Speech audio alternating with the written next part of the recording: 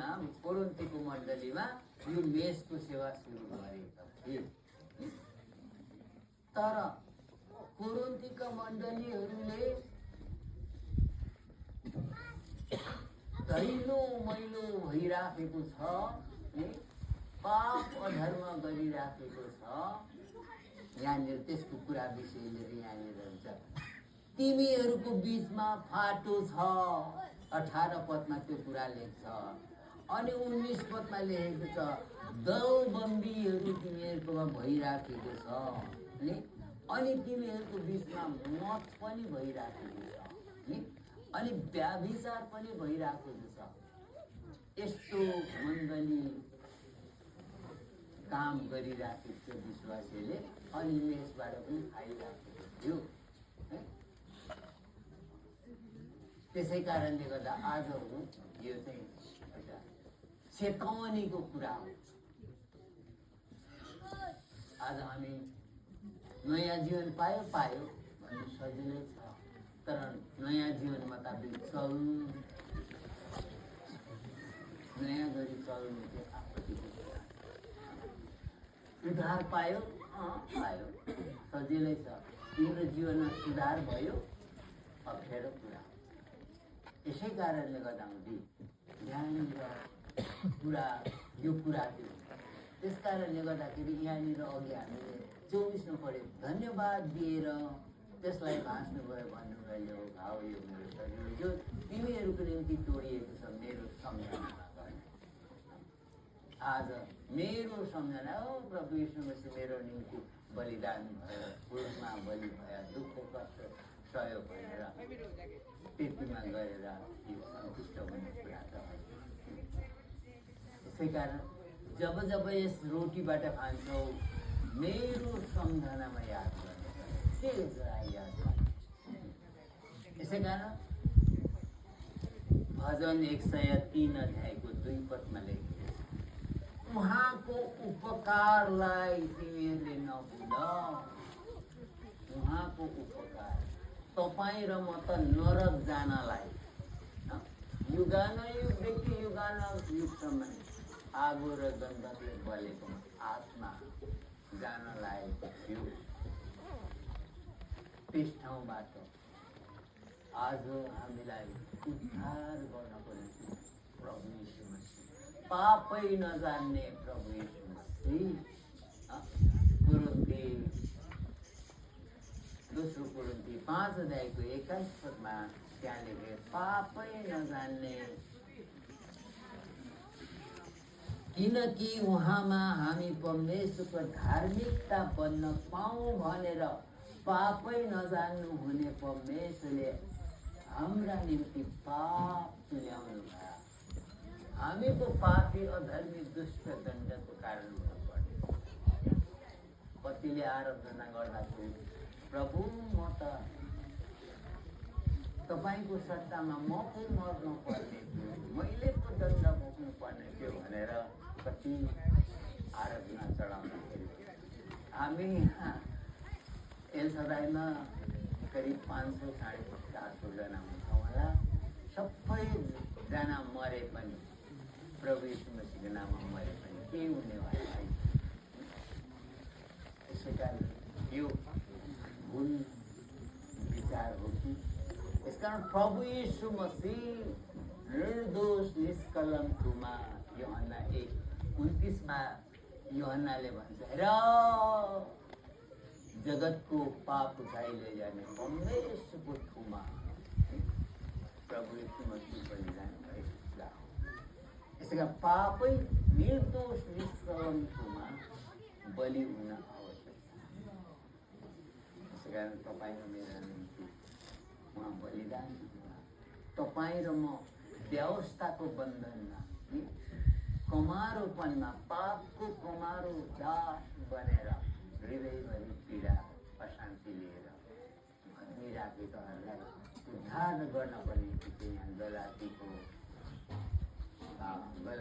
2:13मा उहाँ यस्तो लेखेको छ,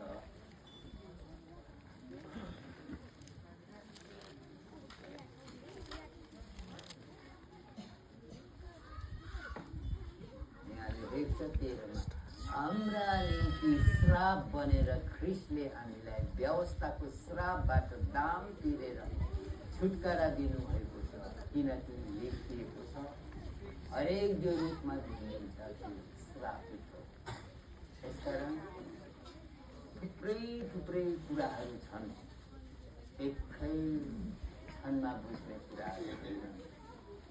त्यसै कारणले गर्दा हामीले आज यहाँनिर 4वटा लङ्गर प्रेरित 2:42 को 4वटा लङ्गर, प्रेरितको शिक्षा, सङ्गति, रोटी बसाई, प्रार्थना आज लीन भएर रहन पर्छ। अनि हामीले परमेश्वरले भने मुताबिकको उहाँको सल्लाह, उहाँ सल्लाहकार हुनुहुन्छ, उहाँको सल्लाह मुताबिक हामी गर्नुपर्छ। त्यसै कारणले गर्दा यहाँनिर आज जस कसैले रोटीबाट खान्छ, मेरो सम्झनामा गर्ने कुरा सम्झना के हो? प्रभु यीशु मसीह यहाँ लुका 22 अध्यायमा गएर त्यहाँ हेर्दा यति पीडा दर्दमय समय आइराखेको थियो। प्रभु अति पीडामय समय आइराखेको थियो।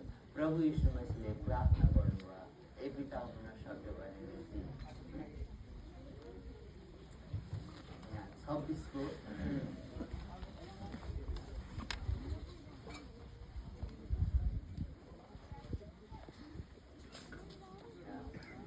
लुका 22 को छिटो सक्न पर्ने कुरा छ, समय यहाँनिर यस्तो छ, मेरो सम्झनामा याद गर्ने गर भनेर भन्नु।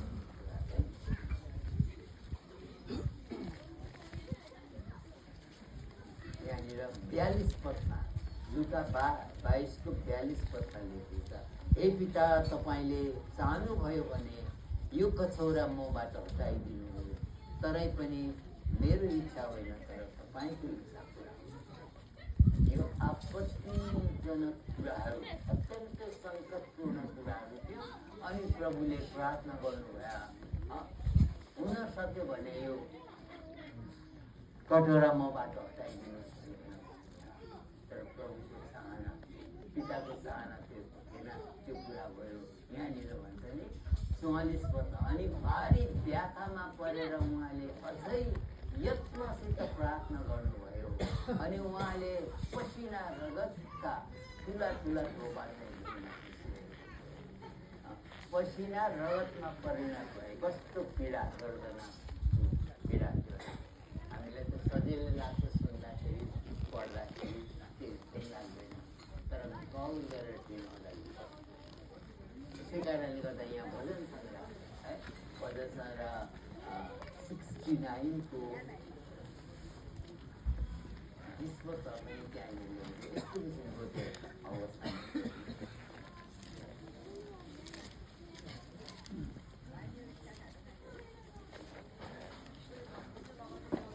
यहाँनिर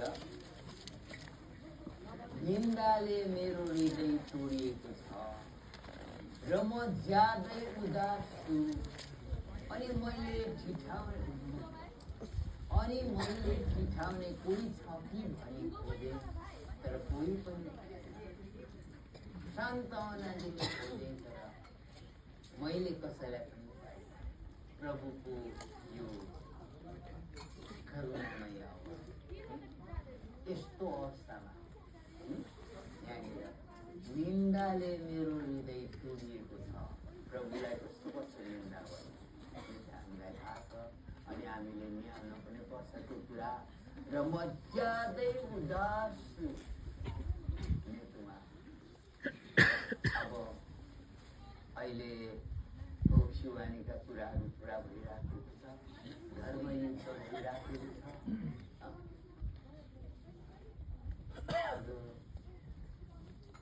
सेवाघरहरू जलाइराखेको छ, तोडिराखेको छ, विश्वासीहरूलाई भकुडिराखेको छ, बेघर बनाइदिइराखेको छ, विसन्चो बनाइदिइराखेको छ। कस्तो हाहाकार मचिराखेको छ, हामीले सुनिराखेका होला।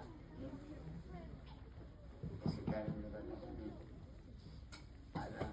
अहिले त हाम्रो जीवनमा सुख चैनसँग नै आज सङ्गति गर्न हामीले पाइरहेको आफूतिर कति सतावका खेदो निन्दा विरोध आएको छ। यसै कारणले गर्दा हुँदै तर प्रभुले ताउती लगाइराखेको छ तपाईँ र हामी चाहिँ समय असमय मानिसको पुत्रको सामुने खडा हुने योग्यता बन्नुपर्ने कुरा बाइबलले आज हामीलाई भन्छ। त्यसै कारणले यहाँ यस्तो अवस्थामा अनि खानाका निम्ति तिनीहरूले मलाई पित्त दिए, मलाई तिर्खा लाग्दा पिउनलाई तिनीहरूले मलाई सिरका दिए। आज प्रभु तपाईँ र मलाई जीवन दिनलाई, शान्ति दिनलाई, विजय बनाउन प्रभु यीशु मसीहले यस्तो किसिमको शासना बोक्नु भएको कुरा हो। यसै कारणले गर्दा हुँदै यहाँनिर 24 पदमा अघि हामीले हेरेका छौँ, जब जब यस रोटीबाट खान्छौँ मेरो सम्झना यो दिनलाई आज हामी भन्ने प्रभुको चाहना हो। अनि जब जब यस कटोराबाट पिउँछौँ तिमीहरूले मेरो सम्झनामा गर्ने गर भने यहाँनिर कुरा र यहाँनिर 24 र धन्यवाद दिएर त्यसलाई भाँच्नु गएर भन्नुभयो, हो खाओ यो मेरो शरीर हो जो तिमीहरूका निम्ति तोडिएको छ, मेरो सम्झनामा गर्ने गरे। यही प्रकारले खाना खाइसक्नु भएपछि उहाँले यसो भन्दै कचौरा पनि लिनुभयो र यो कचौरा मेरो रगतमा भएको नयाँ बाचा हो, जहिले जहिले तिमीहरूले यो पिउँछौ मेरो सम्झनामा गर्ने। सम्झनामा गर्ने के गर्ने? गम्भीर तपाईँ र मलाई नरकबाट छुटकारा दिन पर्ने प्रभु यीशु मसीहले के गर्नुभयो? यसलाई सधैँ मध्यनजर गर्न, आफ्नै तन, आफ्नै धन्दामा, आफ्नै लगनीमा, आफ्नै इच्छामा आज हामी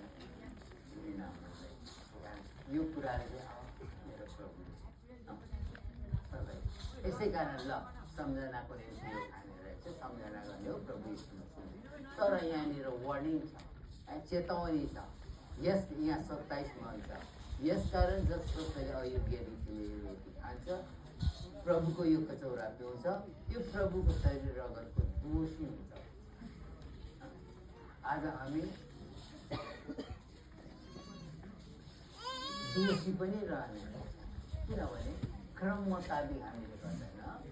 हाम्रो जीवन संसारमा जस्तो थियो त्यस्तै चलिराखेका छौँ, जस्तो मन लाग्यो त्यस्तै खाइराखेका छौँ, जस्तो हेर्न मन लागेको त्यस्तै हेर्छौँ, जस्तो सुन्न मन लागेको त्यस्तै सुने, जता जान मन लागेको जाने, जे लाउन मन पऱ्यो त्यो लाउने, खुसी खुसी होइन। यहाँनिर तिमीहरू दाम तिरिएर किनिएका हौ, कोरिन्थी 6:20 पदको कुरा, तिमीहरू दाम तिरिएर किनिएका हौ, यसकारण मानिसको दास नबन। यसकारण आज हामी प्रभुको भइसकेका छौँ। यसकारण प्रभुको अधीन र अनुशासनमा तपाईँ र म चलेन भने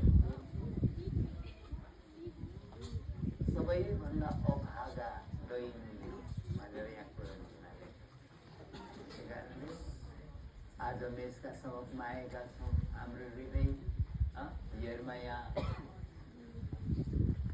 17:9 पदमा लेखेको छ, हृदय अत्यन्तै छली हुन्छ अरे, हृदय अत्यन्तै दुष्ट हुन्छ भनेर त्यहाँ लेखेको छ। यसकारण हृदयले आज हामीले त्यसै कारणले गर्दा हामीले आज हामीले समूहमा आएका छौँ। आज हाम्रो हृदयमा अनुचित कुराहरू छन् भने आज हामीले यसलाई सक्दैन, दोषी हुन्छ, श्रापित हुन्छ, दण्डित हुन्छ। प्रभु आउनुहुन्छ, तपाईँ र म प्रभु लाग्दैन। यसै कारणले यहाँनिर तुलसी 1:28 पदमा चाहिँ लेखेको छ, हामी त्यहाँनिर लेखेको छ कि